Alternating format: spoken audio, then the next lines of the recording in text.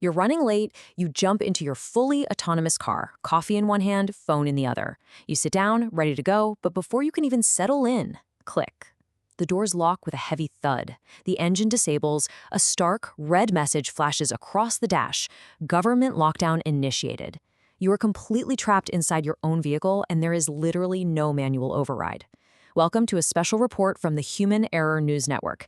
If you're here, it's because you want to understand the hidden architecture governing our future mobility. Hit subscribe right now, because we are bypassing the surface-level news to investigate exactly why this terrifying scenario isn't science fiction, it's a programmed reality being hardwired into our transit grid as we speak. So what is self-driving cars, a World War II B-29 bomber, and nuclear facility intrusion alarms all actually have in common? It's a bizarre historical puzzle, right? But the answer, well, it completely changes how we have to look at the future of transportation. You know, every single day, we're all trading just a little bit more of our physical control for digital convenience. But that convenience, it comes with a hidden architecture that fundamentally alters the relationship between our personal freedom and algorithmic authority. I'm not going to give you the answer to that puzzle just yet, but stick with me, because it's a game changer. We all totally get the visceral need for public safety during massive emergencies. I mean, think back to the 2013 Boston Marathon lockdown. The whole city just stopped. Millions of people voluntarily sheltering in place behind locked doors, watching the news, waiting for the all clear while law enforcement swept the streets. The justification there was clear and immediate. But look, it's completely natural for us to share this collective anxiety about surrendering that exact same freedom of movement, not to a human police chief, but to an algorithm. Because we are rapidly moving into an era where your ability to simply leave your neighborhood might not be stopped by a physical barricade or an officer holding up a hand, but by a silent, instantaneous line of code overriding your personal vehicle. And that brings us to Level 4 and Level 5 automated driving systems. We aren't talking about fancy cruise control or lane assist here. We are talking about ghost ships on wheels. In these vehicles, there is no steering wheel. There are no brake pedals. You are strictly a passenger in a machine entirely reliant on software and wireless networks to navigate the physical world. And because these machines lack any physical manual controls, they are uniquely, dangerously vulnerable to remote external commands. If the network says stop, the vehicle stops, period, regardless of what you, the passenger, might desperately need to do. I've spent a lot of time digging through the latest research on automated systems, and honestly, it is staggering how easily a city could trap you. Enforcing a digital lockdown doesn't require massive, coordinated deployments of cops or concrete barriers anymore. An autonomous vehicle can be paralyzed simply by authorities spoofing a road closure on a digital map, or by jamming local wireless communications. Even wilder, by exploring the car's rigid programming to implicitly obey traffic laws. Something as insanely low-tech as a single cheap plastic traffic cone placed on its hood can completely immobilize it. Think about that for a second. A multi-million-dollar transit system completely defeated by plastic. A whole fleet could be grounded just by a local government agency quietly coordinating with a mapping provider like Google or Apple to designate an area off-limits. So what does this actually mean for your civil liberties? It creates a massive tension. On one hand, you have your constitutional right to interstate travel, but that's suddenly blocked by wide-area geographic geofencing. Your personal privacy, essentially erased by the constant GPS tracking required for the car to even function. Freedom from unwarranted seizure is overridden by the ease of remote vehicle immobilization. And due process is just replaced entirely by algorithmic enforcement with zero human oversight. If navigating these exact kinds of hidden threats is why you tune into the Human Error News Network, hit that subscribe button real quick so you never miss a deep dive. Because now we're going to look at how history solves this modern dilemma. Okay, let's shift gears and actually step back in time. Look at these World War II-era B-29 bombers. To stop these planes from losing their physical bearings on long missions, a really dangerous problem called gyroscopic drift, they used massive, tangible hardware called the Phoebe Celestial Tracking System. This thing was bulky and strictly mechanical. If something broke mid-flight, a human engineer literally crawled back there and fixed it with their own two hands.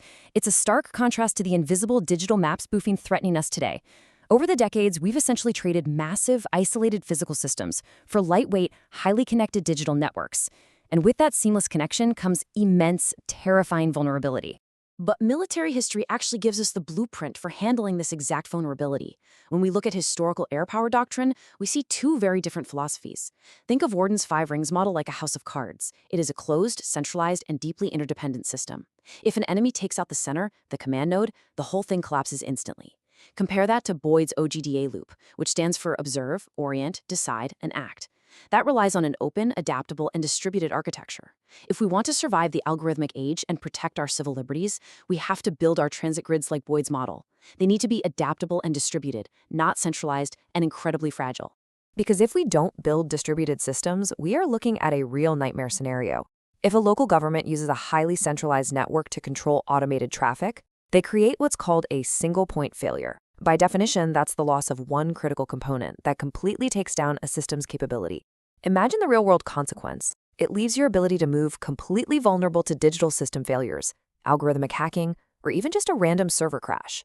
One bad line of code, one power fluctuation at a centralized data center, and an entire city's transit network freezes instantly. Highways turned into sprawling parking lots. No way around it. And this brings us right back to the answer to our puzzle from the beginning. How do we protect self-driving cars? We use the exact same NURG 1959 safety protocols used to secure high-level nuclear facilities and modern aviation networks. By applying these strict safeguards, we isolate the vehicle's dedicated security network from the public internet. We avoid using vulnerable, easily jammed radio frequencies. And crucially, if a failure does occur, automatic failovers kick in to back up resources, restoring the system to its original state within 30 seconds. So that's how the self-driving car, the bomber, and the nuclear alarm connect. They all absolutely require isolated, resilient, and redundant systems so that human error or malicious hacks can't cause a total catastrophic shutdown. But look, securing the tech is really only half the battle here. Establishing ethical policy is the other half. When rights have to be temporarily limited during a genuine emergency, authorities must adhere to what the legal world calls the least restrictive alternative. It's a foundational principle designed to minimize the infringement on your personal liberties. If a severe threat is isolated to just a specific 3-block radius downtown, authorities absolutely shouldn't be allowed to geofence and immobilize the entire city's transit grid just because a centralized algorithm makes it cheap, easy, and instantaneous to do it. The intervention always has to be proportional to the actual threat. So here is your roadmap. This puts the power back in your hands to advocate for ethical guidelines before these systems fully take over our cities. First, you need to demand mandatory coordination between operational and political leaders. No rogue algorithms locking down streets without human, democratic oversight. Second, demand that any travel limits strictly follow that least restrictive alternative we just talked about. Third, establish hard legal boundaries for the maximum duration and geographic scope of any geofencing. And most importantly, mandate emergency override protocols so that essential transit, like, say, an expectant mother trying to get to a hospital, is never blocked by a software glitch or a blanket lockdown order. Take these points, bring them to your city council, make your voice heard. We are building systems of incredible, futuristic convenience for sure, but if we aren't careful, we are also quietly building invisible cages. When the algorithmic switch is eventually flipped, will you be the passenger or the prisoner?